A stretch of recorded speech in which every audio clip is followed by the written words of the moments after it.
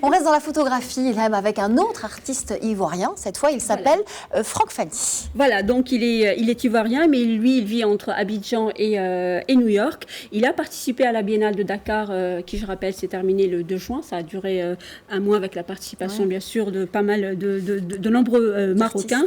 Et donc, je vous propose donc de regarder son reportage qui retrace un peu l'histoire de sa vie et sa relation avec la photographie. On regarde. Ma carrière photographique commence, je dirais, à peu près avec ces photos-là. Voilà. Ce sont les photos d'une usine de traitement de manganèse à Kingston. Voilà. Ce qui a commencé en 2001 en Jamaïque comme un simple passe-temps est devenu au fil du temps l'activité principale de Franck Fanny. Autodidacte donc, le photographe ivoirien a représenté son pays en 2013 lors de la Biennale de Venise.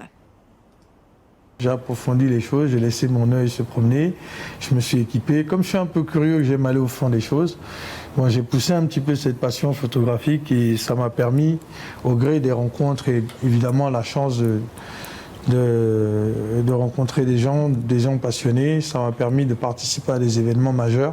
Franck Fanny ajoute une autre corde à son arc en termes de réalisation. Lors de la Biennale de Dakar, il a reçu le prix de l'Union économique et monétaire de l'Afrique de l'Ouest d'une valeur de 5 millions de francs CFA, soit près de 9 000 $. Nous sommes des artistes à part entière.